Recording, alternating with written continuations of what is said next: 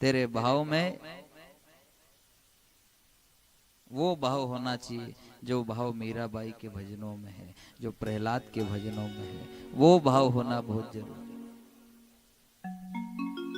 जब भाव देखा तो वही भगवान शंकर के स्वरूप श्री सुखदेव जी महाराज गंगा के किनारे आकर खड़े हैं। अब ध्यान देना, श्री सुखदेव जी महाराज की उम्र है 7 साल के छोटे से बालक है जो नग्न अवस्था में है, कपड़ा शरीर पे बिल्कुल नहीं है, पूरे नग्न अवस्था में, और उम्र क्या है 7 साल की, और तेज कितना है, जो साधु संत हजारों वर्षों से तप कर रहे थे उनका तेज भी 7 साल के छोटे से श्री सुखदेव जी महाराज के सामने फीका पड़ गया।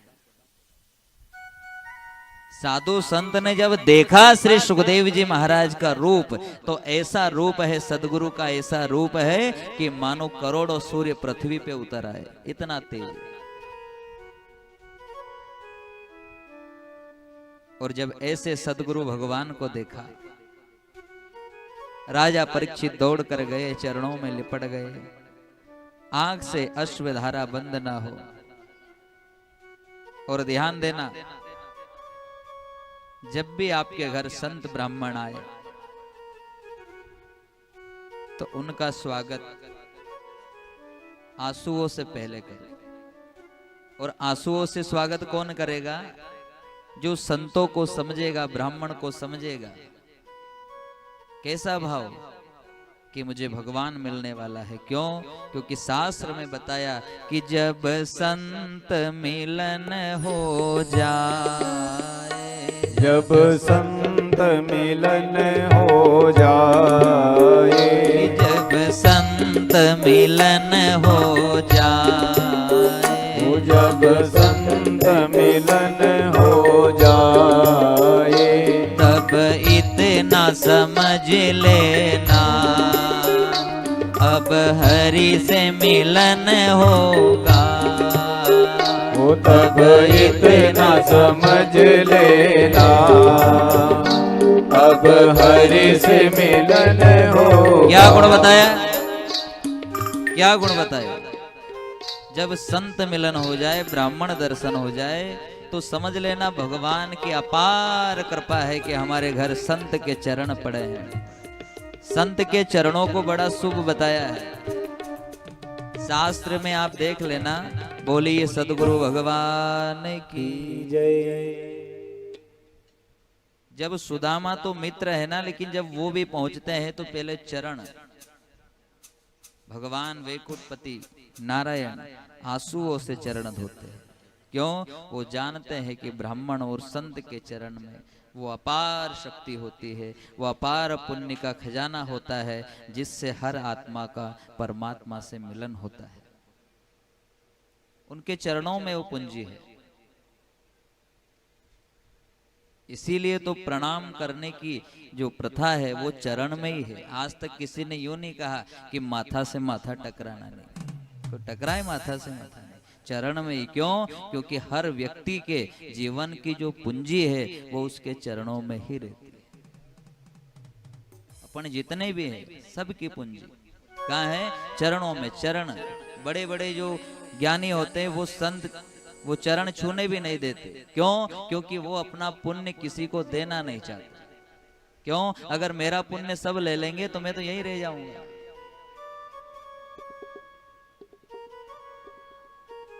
पुण्य किसी को नहीं दे।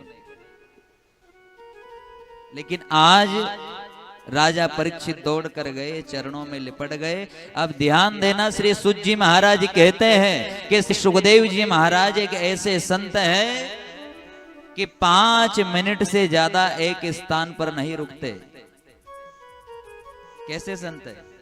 5 मिनट से ज्यादा एक स्थान पर नहीं रुकते। लेकिन आज बताया है, श्री सूत जी महाराज कहते हैं कि सुबह से शाम हो गई, सुबह से शाम हो गई, लेकिन अभी भी श्री सुखदेव जी महाराज का जाने का मन नहीं होता। क्यों? क्योंकि शिष्य ऐसा होना चाहिए जो गुरु के चरणों में इस प्रकार लिपट जाए, इस प्रकार लिपट जाए। आज श्री सुखदेव जी महाराज कहते हैं कि मैं धन्य हो गया तेरे जैसे शिष्य को पाकर। अरे आज मेरी वजह से तुझे भगवान नहीं मिलेंगे, अरे तेरे वजह से मुझे भगवान मिलेंगे। क्या कह रहे हैं गुरु? कि तू ये मत सोचना कि मेरी वजह से तुझे भगवान मिलेगा, नहीं। अरे आज मैं धन्य हो गया जो मुझे ऐसा शिष्य मिला कि जिसके पीछे मुझे भी भगवान मिल जाएंगे। अपने प्रेम से, अपने आंसुओं से इस प्रकार गुरु सदगुरु के चरणों को बांध दिया कि सदगुरु को ये भी नहीं मालूम कि सुबह से शाम हो गई। अब ध्यान देना कथा पर, सदगुरु भगवान की कृपा कैसी होती है। जैसे ही श्री सुखदेव जी महाराज ने राजा परीक्षित के सिर पे हाथ रखा और हाथ रखते ही ऐसा भाव जागृत हुआ, ऐसा भाव जागृत हुआ कि अब चाहे मुझे भगवान मिले या ना मिले, मुझे कोई फर्क नहीं पड़ता। क्यों? मुझे मेरा सदगुरु मिल गया तो भगवान तो मिलेगा ही। कोई टेंशन नहीं है, कोई टेंशन नहीं है। और जब ऐसा भाव देखा तो श्री सुखदेव जी महाराज कहते हैं कि राजन, 7 दिन क्या, 7 मिनट में भगवान मिल जाए तुझे। 7 दिन तो बहुत बड़ी बात है, 7 मिनट में भगवान मिल जाए, ऐसा भाव है तेरा। लेकिन भगवान ने ये जो 7 दिन का अवसर दिया है ना, ये इसलिए दिया है कि ये जो 7 दिन का जो सत्संग है इसे तू छोड़ मत।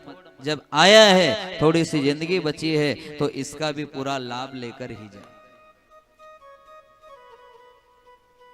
और चतुर भगत उसे कहते हैं कि चाहे कितना भी काम काज हो, लेकिन फिर भी अगर गांव में सत्संग हो रहे हैं तो उसके लिए समय जरूर निकालना। कि जीवन भर माया में लगाया रे, बुढ़ापा आ गया है, आधी उम्र बीत गई है, और अब सांवरिया ने ऐसी कृपा करी कि गांव में सत्संग का आयोजन है, तो चाहे कुछ भी हो जाए लेकिन मेरे से सत्संग छूट ना जाए। उसे कहते हैं चतुर भगत।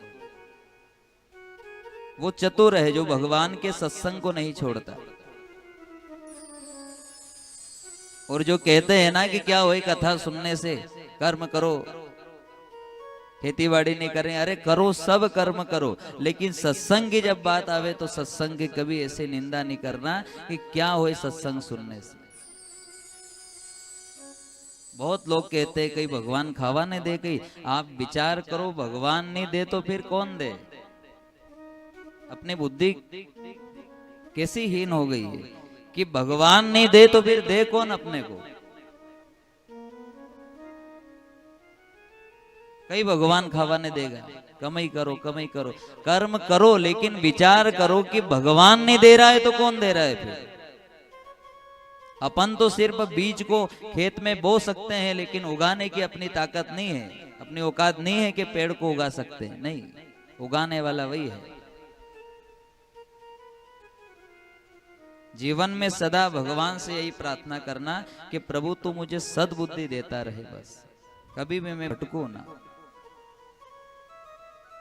आज जब ऐसे सदगुरु मिले तो माया ने विचार किया कि राजा परीक्षित को तो ऐसा गुरु मिला है, ऐसा गुरु मिला है कि अब ये नरक में नहीं जाएगा। और माया का काम क्या है? माया का काम क्या है? माया का सिर्फ एक ही काम है कि मैं नर नारी को नरक में डालूं, तो कैसे डालूं? अब माया ने विचार किया कि ये नरक में नहीं जाएगा, लेकिन फिर भी भड़काऊं तो सही, चाहे भगत बन जाओ, लेकिन फिर भी माया आपको भक्ति के मार्ग से हटावेगी जरूर, ये देख ले। जो दिन रात माया में पड़ा है उसके पीछे माया नहीं जावे। जो भगवान की ओर दौड़ रहा है, भगवान की भक्ति की ओर दौड़ रहा है, उसे माया जरूर सताएगी। आप देख लेना, 6-6 महीना का भगत खूब गया है, 6-6 महीना का भगत खूब गया। 6 महीना तक रोज भगवान के मंदिर में जाए, हनुमान चालीसा पढ़े, जनोई पहन ली, और 6 महीने बाद फिर जनोई नहीं फेंक दी ने काम चालू कर दिया। ये कौन है? 6-6 महीना का भगत। और ये 6-6 महीने के भगत बन के नहीं रहना है, अपने को भगवान से कहना कि सांवरिया तो अगर नौकरी लगाए तो पक्की लगाना बुढ़ापे तक। ये ऐसा मत करना कि 6 महीने तक तेरी भक्ति करूं ने फिर 3 महीने तक शराब पियो ने फिर 6 महीने तक जनाई पहनूं। नहीं, अरे तू लगाए नहीं तो फिर पक्का लगा तू, ऐसे रोड छाप नौकरी मत करा।